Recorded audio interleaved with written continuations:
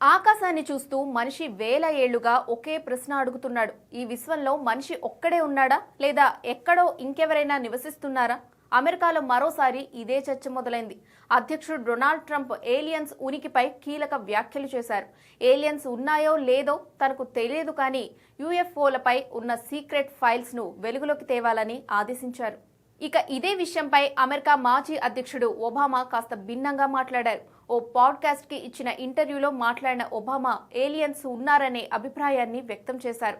అయితే సాక్ష్యం లేకుండా, స్పష్టత లేకుండా ఒబామా ఈ కామెంట్స్ చేశారు. ఇలా ఒకే అంశంపై ఇద్దరు టాప్ లీడర్లు మాట్లాడడంతో అమెరికాలో ఏలియన్స్ ఉనికి చుట్టూ మరోసారి చర్చ జోరందుకుంది. ఇదే సమయంలో ఏరియా 51 పేరు మళ్లీ వినిపిస్తోంది. రాడార్ దృశ్యాలు, గుర్తు తెలియని ఆకాశ వస్తువులు, సైనిక నివేదికలు మరోసారి డిబేట్ గా మారాయి. ఇంతకీ ట్రంప్ రిలీజ్ చేయాలని ఆదేశించిన ఆ యూఎఫ్ఓ ఫైల్స్ లో ఏముంది? మనం అంతరిక్ష సత్యాన్ని తెలుసుకోనున్నామా?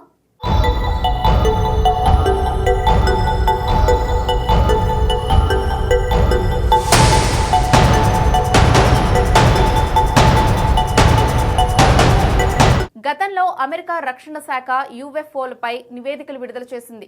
యూఎఫ్ఓ అంటే అన్డిఫైన్డ్ ఫ్లయింగ్ ఆబ్జెక్ట్, అంటే ఆకాశంలో వింత ఆకారంలో ఎగిరే వైమానిక వస్తువులు అని అర్థం చేసుకోవచ్చు. ఈ తరహా ఘటనలు వందల సంఖ్యలో నమోదయ్యాయి. పైలట్లు ఆకాశంలో గుర్తుపట్టలేని వస్తువులు చూశామని చెప్పారు.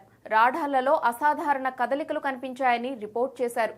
కానీ ఇప్పటి వరకు విడుదలైన అధికారిక నివేదికల్లో ఏలియన్లు ఉన్నాయని చెప్పే ఆధారాలు లేవు. చాలా ఘటనలు డ్రోన్లు, వాతావరణ బెలూన్లు, సెన్సార్ లోపాలు లేదా సహజ వాతావరణ ప్రభావాలుగా తేలాయి. కొన్ని మాత్రం ఇంకా పూర్తిగా నిర్ధారణ కాలేదు. మరోవైపు ఏరియా 51 చుట్టూ ఉన్న రహస్య గాలి కూడా ఇలాంటి అనుమానాలకే బలమిచ్చింది. 2013లో CIA అధికారికంగా ఆ ప్రదేశం గూఢాచారి విమానాల పరీక్షల కోసం ఉపయోగించిన సైనిక స్థావరమని అంగీకరించింది. స్పై ప్లేన్ ప్రోగ్రాములు అక్కడ నడిచినట్లు డాక్యుమెంట్స్ చెబుతున్నాయి. అక్కడ ఏలియన్స్ శవాలు లేదా అంతరిక్ష నౌకలు దాచినట్లు ఎలాంటి అధికారిక ఆధారాలు వెలుగులోకి రాలేదు. అయినా ప్రజల ఊహలు ఆగలేదు. ఇటీవలి సంవత్సరాల్లో అమెరికా కాంగ్రెస్ కూడా యూఎఫ్ఓ అంశంపై విచారణలు జరిపింది. ఇదే సమయంలో పారదర్శకత పెంచాలని, సైనిక సమాచారం ప్రజలకు చెప్పాలన్న డిమాండ్ పెరిగింది. అటు భద్రతా కారణాలు చూపిస్తూ ప్రభుత్వం అన్ని వివరాలు వెంటనే విడుదల చేయలేమని చెబుతోంది. ఇక్కడే రాజకీయ కోణం కనిపిస్తోంది. ప్రజల ఆసక్తి ఒకవైపు, జాతీయ భద్రత మరోవైపు. ట్రంప్ ఒకవైపు తనకు తెలియదని చెప్తూ, మరోవైపు ఫైల్స్ విడుదల ప్రక్రియ ప్రారంభించాలని చెప్పడం ఆసక్తికరంగా మారింది. ఒబామా మాటలు కూడా స్పష్టత కంటే సందేహానికే దారితీశాయి.